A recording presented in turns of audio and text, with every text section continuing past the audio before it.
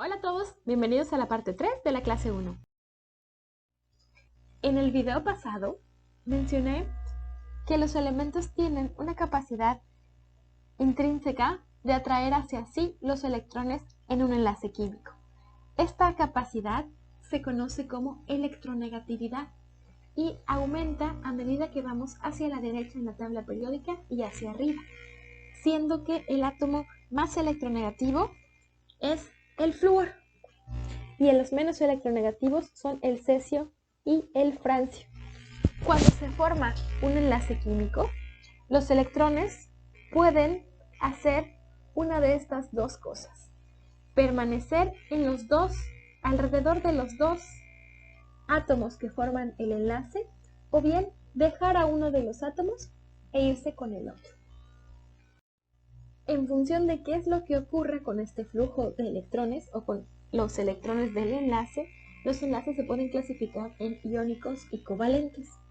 En el enlace iónico, básicamente un elemento le regala su electrón a otro.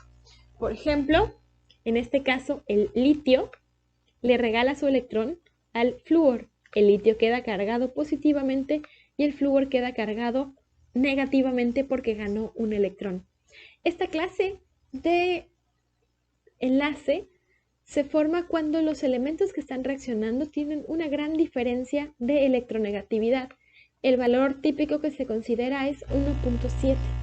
Si los elementos tienen una diferencia de electronegatividad mayor a 1.7, el enlace que se forma es iónico. Cuando se forma un enlace iónico, cada uno de estos elementos termina con la configuración de gas noble típicamente y además con una carga.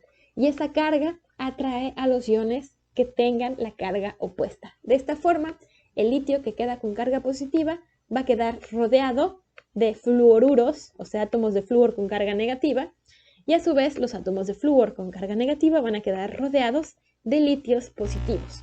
Esto genera que los enlaces iónicos no se separen en moléculas, sino que formen redes de iones que finalmente se convierten en sólidos, como sucede, por ejemplo, con la sal de mesa. Un enlace covalente se forma cuando una parte de la nube electrónica se comparte entre los átomos que integran el enlace. Esta compartición puede ocurrir de tres formas diferentes. Primero, cada uno de los átomos pone un electrón y ambos electrones se comparten por igual entre los dos átomos.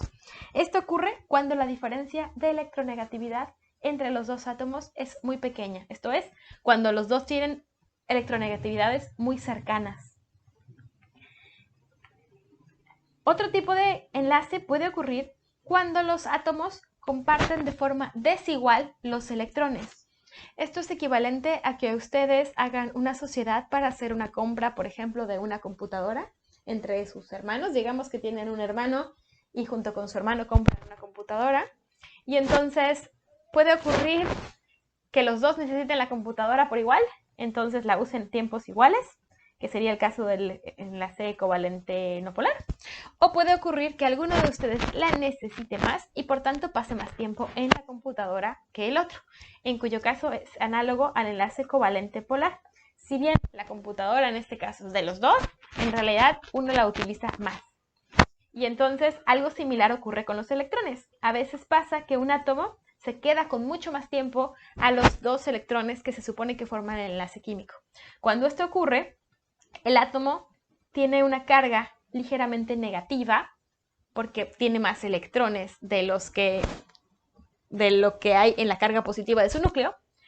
Y lo contrario ocurriría con el otro átomo, que va a tener en promedio menos electrones que la carga positiva que tiene en su núcleo y por tanto va a quedar ligeramente positivo. Cuando sucede esto, se dice que se formó un dipolo y la molécula suele ser polar. Esto quiere decir que hay un centro positivo y un centro negativo en su modo más simple. En realidad significa que hay un momento dipolar, pero no vamos a entrar ahora específicamente en lo que significa un momento dipolar. El tercer tipo de enlace es cuando los dos electrones vienen del mismo átomo y se unen a otro átomo que tiene un orbital vacío. Después vamos a ver que este tipo de reacciones son reacciones de ácidos y bases de Lewis o de Lewis, pero los vamos a ver cuando veamos el tema ácidos y bases y el tema de formación de complejos. Por ahora nos quedamos con la idea de que los electrones pueden distribuirse igualmente en el enlace o que puede haber distribución desigual, lo que ocasiona centros positivos y centros negativos en la molécula.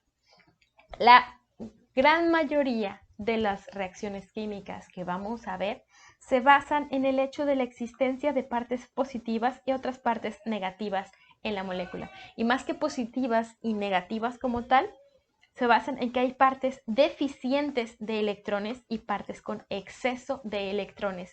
Y las deficientes en electrones suelen ser atractivas para otras que son ricas en electrones. Y gran parte de la reactividad en química se basa en estas situaciones en donde alguien rico en electrones se une a alguien que es pobre en electrones. El enlace metálico es aquel que se produce entre elementos metálicos.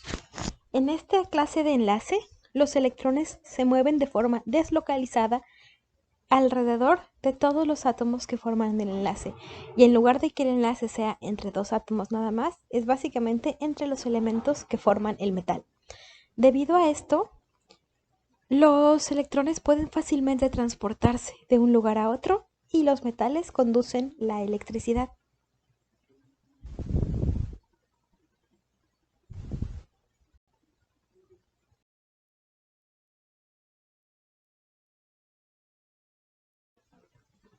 Un compuesto está formado por diferentes elementos que se unen a través de los enlaces químicos que vimos anteriormente.